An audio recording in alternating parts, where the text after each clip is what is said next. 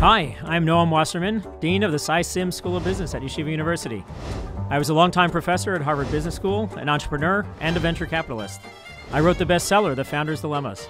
And I'm Charlie Harary. I've been working with companies for over 10 years. And that book, The Founder's Dilemmas, and the challenges faced by the 10,000 founders in it is the basis of this podcast. We are delving into the issues faced by startups to help you avoid the pitfalls that claim so many good companies. Let's get started.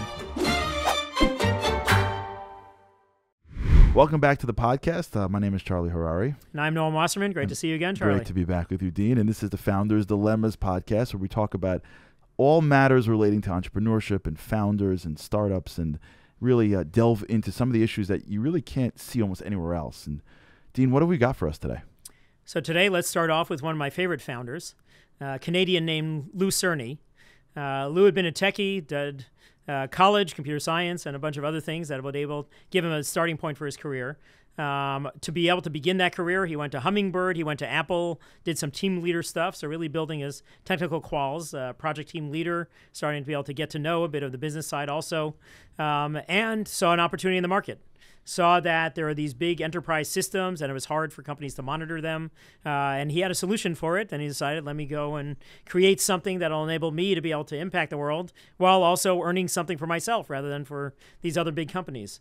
And so he starts putting together a team. They start on product development.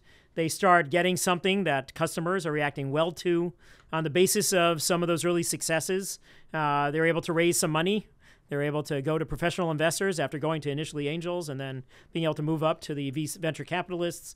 They start attracting the best of the venture capitalists, Greylock and other ones that are at the top of the venture capital pyramid, top VCs coming onto the board of directors.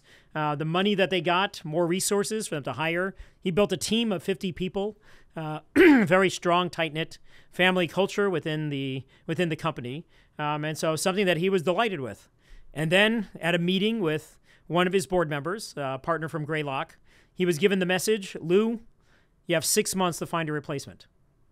We need you to step down and we need a new CEO to be able to take over the reins. And this is typically the message that when founders get it, this is the ton of bricks that is falling on them. This is the way in which they're getting crushed. And it was very understandable how Lou was crushed by this. He looked at, what about all my successes? What about all of the things that I've been doing well? Do we want to imperil this? Are we going to bring in someone just as we're getting all of this momentum? All of these ways in which both the past and also the future are coming to him. And he's recoiling from this message. A, how does this happen, that a founder is getting fired as parent of his baby? And B, what are the ways in which you might be able to see some of the signs that this might be coming and be able to tune into yourself and the journey ahead and be able to tell when is this going to be a problem with it? There's a lot of ways in which we have carryover between our personal lives and the professional lives, especially within founding. One of the things that founders hearken back to is they refer to the company as their baby. Is this where I am getting fired as the parent of my baby? Mm-hmm. Am I going to have to give up my baby for adoption? There's going to be someone better to raise my child. Mm-hmm. All sorts of ways in which the visceral is what is coming to the fore when it comes to this kind of a message. There was a founder, very famous founder now, named Jack Dorsey, who was the original founder CEO at Twitter. And he had never done anything much more than managing a project team also. So there's some parallels that we can see to what Lou was facing with it. But he, as Twitter was becoming a rocket ship, was given the message by Evan Williams, key board member, key early investor, key early co-founder on it. Jack, you are not the person for this. Tried to explain to him all the ways in which this is a misfit for where the company's going to be going and some of the other dynamics that we're going to be taking a look at. And just capturing a bunch of the visceral sides of this, Jack said this was like being punched in the stomach. Sure. What was the reason for them saying that? What caused them to tell Lou that he had to leave? So the ways in which stages of companies are dramatically different when you are in a startup. It was the natural progression. It wasn't something that he did or didn't do. It was just that as the company was developing, the board felt that he wasn't able to take them to the next level. So the next level and the way in which it's qualitatively different from the prior level is a critical part of that. Sure. But also one of the other things to appreciate is that Lou's success, and this is what I call the paradox of entrepreneurial success, it was his success that had caused him to be replaced. And this is a very counterintuitive thing, because if you compare it to large company CEOs, if they succeed, there's almost zero chance they're going to get replaced unless they want to move on. Right. Success breeds entrenchment. Success breeds that you are going to be in that position forever. Right. In founders, that's what they're expecting. Yeah. My success means that I've proven that I am the best one to be leading this. Right. I'm going to be able to remain in this seat. And it's actually what has heightened the chance that it's actually going to be the replacement scenario that's going to be happening for this. And also, their success has made them even less open to the conversation about the changes that have gone on and things like that. I'm shocked when it doesn't happen, to be honest. Meaning, like, I would be shocked to see founders take a company from different stages and stay on. And in my opinion, I think what you have the research on this, but my sense is that when you see it happening, what you see is CEOs bringing people around them to do the things that they would have otherwise had to do in their replacement. Right? When you look at companies' growth, it would shock me that a person that has the ability to found something, which is an entirely different set of skills, mostly related to product or service, right? The beginning of something, it's almost all product and service. In the second stage of something, it's almost all company, right? Now something was created. In the beginning, you created a product. Later on, you create a company. A company's a thing. And if you don't know how to run the thing called the company, because you know how to run the product, you can't grow the company. So actually, there's a new creation that takes place, right? It's the grandchild. And not everyone sees that now there's a baby, and the baby's not your child. It's a grandkid. It's a different kid, right? This kid is a company. It's a different kid. It needs processes. It needs HR. It needs talent. It needs accounting departments. Like, it needs a plan, and people have to get. That's a different organism than we're all together building a piece of software. To me, I think I would be shocked that a founder who is self-aware wouldn't either be trying to replace himself by putting the people around him so that he can maintain being the product person and either learn, adapt, and develop to know enough, but to rely on someone else to be the company person. Yeah, but a problem is that self-awareness, especially if you're a first-time founder like Lou was, Impossible. And like Jack Dorsey was, Impossible. You don't understand, A, my strengths and limitations, B, how is this going to be a qualitative change, the roadmap of the venture and the roadmap of yourself, as we've talked about a bit in the past. Yeah. And so especially for the first-time founder, the ton of bricks, the punch in the stomach, is going to be a lot more of that message, especially when your expectations have gotten heightened by success. Yeah. You're getting into, though, also one of the two key elements that is what leads to this happening. Right. And that is those changes that you have within the company. Until now, let's go back into Lou. During product development, the technical challenge was predominant. That was what the person leading the charge should have the strengths in it. But then once you finish developing the product, no longer is the technical challenge. It's still there, but it's not the predominant one. Right. Now it is building a company. Right. Now it is bringing a bunch of functions into it that you have never worked in before. Right. And so, for instance, for me, one of the most pointed ones was when Lou had to go and make his first sales visit to a company, he went and bought his first suit. Right.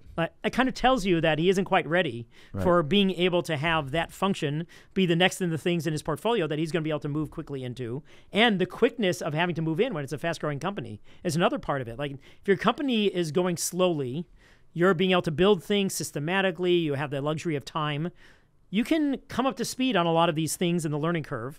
You can be able to learn about them over time. You can take the luxury of succeed and fail and be able to see what are the best things to do. If it's a rocket ship, you don't have time to be able to figure out how do I strap on all the things needed in this rocket and be able to build it at the same time as I'm learning how to do a bunch of the basic dials within the control panel and other things like that. Sales is just one of those functions that he has never worked in. And now he's got to understand also finance and marketing and all of these other things that he has to knit together, not just as individual functions, but bring it all together. I think this is important. Whatever stage you are in listening to this, I think what we're talking about right now is critically important for the evolution of your business. And here's what I'm taking. Again, let's go back to previous episodes where we did the Q&A on reading books of entrepreneurs. And for those who are tuning in for the first time, welcome to the podcast. You check out some of our Q&As where we speak about other aspects that are related. When you see someone else's life, it's hard to not get enamored with their success. It's hard when you're an entrepreneur to not get enamored with the success of financial wealth or financial success. Usually financial success comes with someone else's money, right? When you look at companies that rocket ship, they rocket ship because someone else is giving them money, whether it's a private equity firm or whether it's public money. But even if it's debt, you know what I'm saying? Usually when you see quick success, it comes because somebody else said, hey, I'm going to put fuel to this fire. And that feels like it's what everybody wants. But you proceed with caution, right? There's a reason why kids are little until they're big, right? Animals aren't. Like the horse comes out and the horse is like a horse. It's a little horse, but it pretty much knows how to be a horse. Like the 3-year-old is not a 20-year-old. There's a reason for that because God knows. Like it takes time. When you see companies that go 0 to 60, this is some of the stuff that's the problem. The founder would get there, maybe. Or at least he or she would get smart enough. And I've seen this happen, I'm sure you have as well. When founders start companies and they achieve a certain level of success and they could take on the world, then they hit a couple of major roadblocks. And they have no money coming in, meaning they don't have a PE shop, they don't have a public market, it's them. They learn quick. And they get resilient and resourceful and they get a little humble and they bring in other people. And then they learn, I'm really good at product, but I'm relying heavily on my COO for running the company and my CSO for strategy, etc. And then they stay the founder forever because they're not really the founder. I mean, they are the founder, but they're not really the CEO. They've managed to diffuse some of the responsibilities in a healthy way.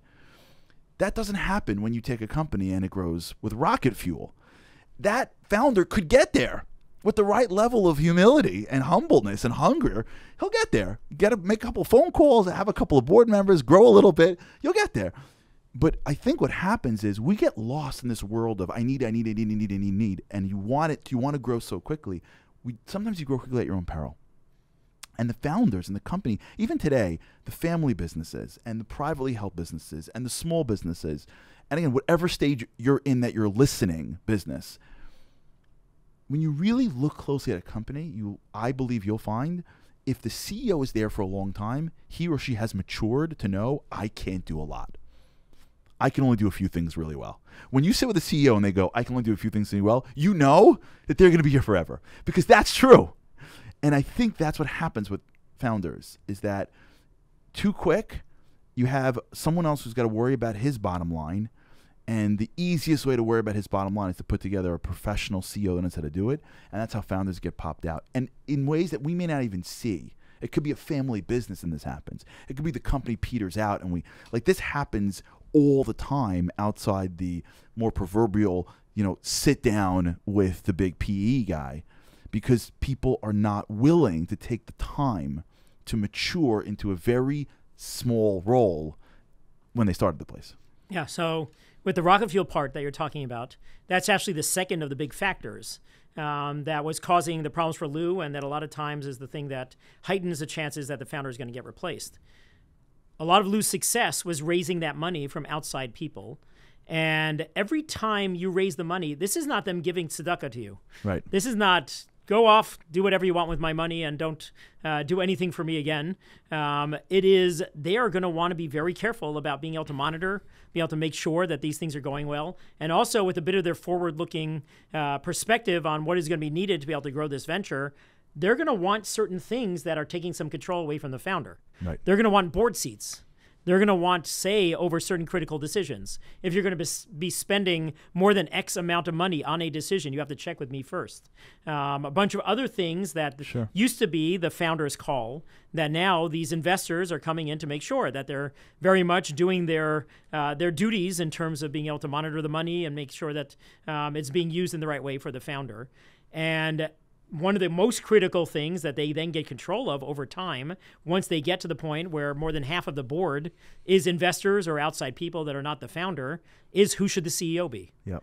And when they're making the judgment over time that this next stage, the founder is not ready for it, and they have control of the board, that is where you have it, the chances of the founder getting replaced going through the roof. Yep. The combination of those two things, being able to have radical changes that are going on within the company, and the people who are the outsiders who judge that this is going to be the point at which we have to be able to find someone better who's going to be able to see a lot of the upcoming things and be able to have their skills be a lot more reflective of that.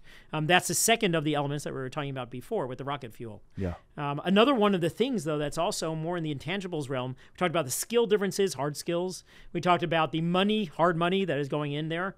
But there's also all sorts of things as a company is scaling that have to change in the judgment of those investors. Sometimes it's the culture. Sometimes it's the very tight-knit family that Lou had built within his company, and they're going to be judging that that's going to be a limitation on our growth. If this is all everyone, no process, all personal relationships, Totally. all sorts of things that are going to be the limitations on our growth, and they're judging, we have to be a professionalized organization. We have to have someone who's going to be able to come in and bring process to the relationships. That's going to be able to bring a lot of these things that the founder hasn't been able to do. And oftentimes, even if the founder wants to do it, realizes that there's a need to do it, there's all sorts of limitations on what that founder is going to be willing to do. Changing the culture is going to be a tough one.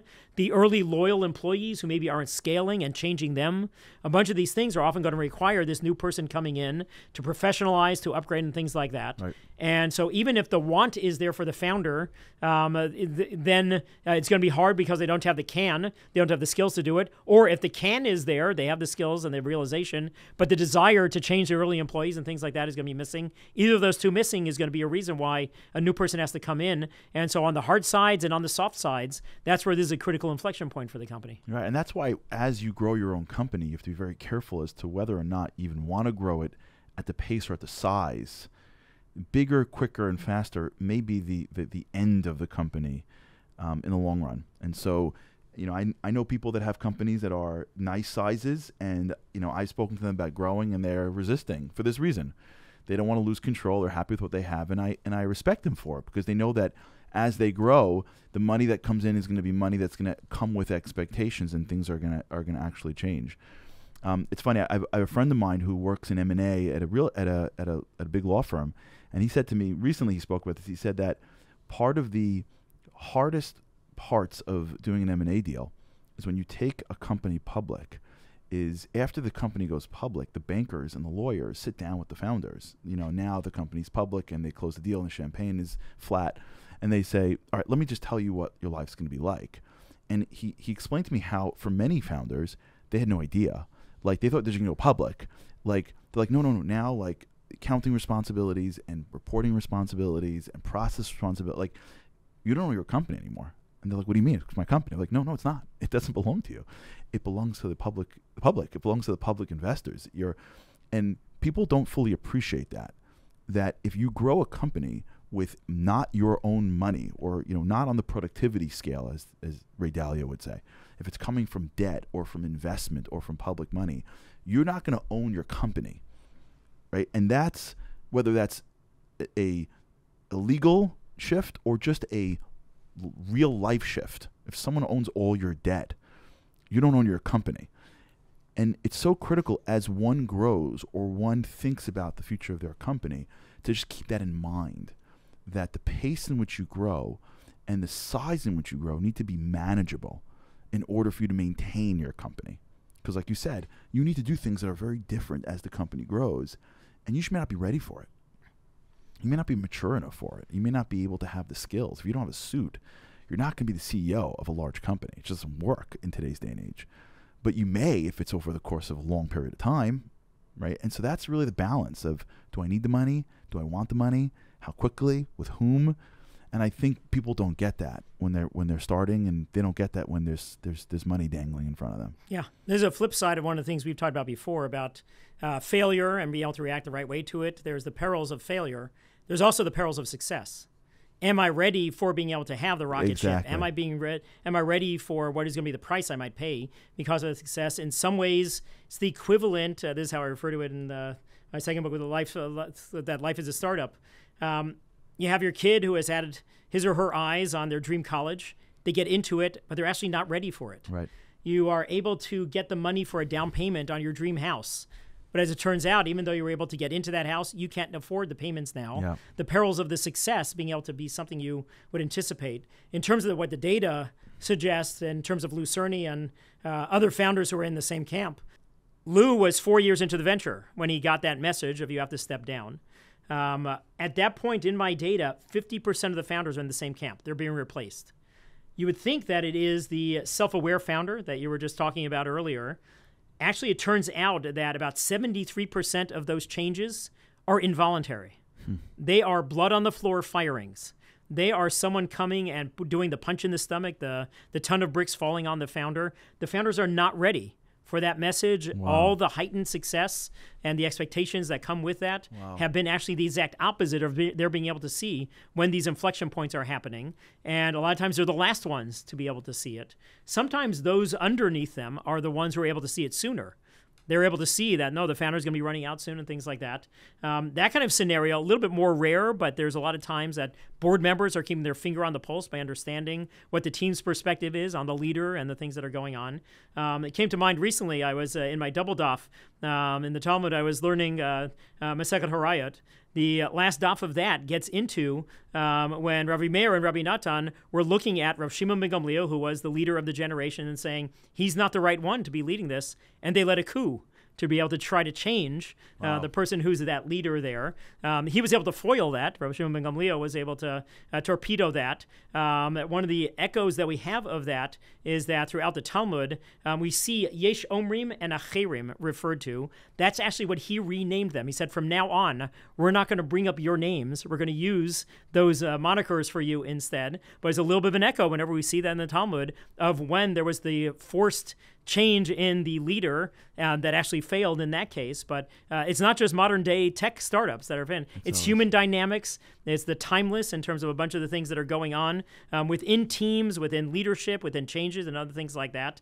But if you think about it, even as we get to the end of the Torah, Moshe having to hand the reins over to a Yehoshua, the country building that was going to be going on after the Jews went into Israel, and that distinctive change in the leaders. But also one of the key things that is highlighted there is when you have the new person coming in, the new person has to leave.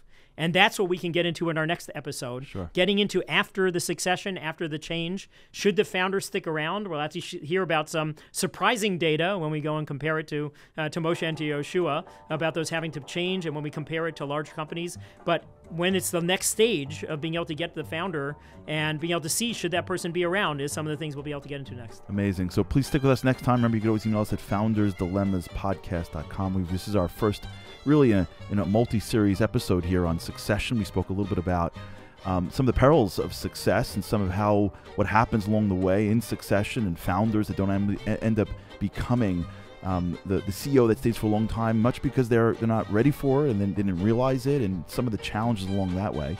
But stick with us next time. We're going to talk a little bit about what happens from there, and we'll start to continue this conversation of succession, which really applies to your business, whether or not you're starting it for the first time or whether or not you are in a situation in which you're going public. So stick with us, foundersdilemmaspodcast.gmail.com, and we'll see you next time.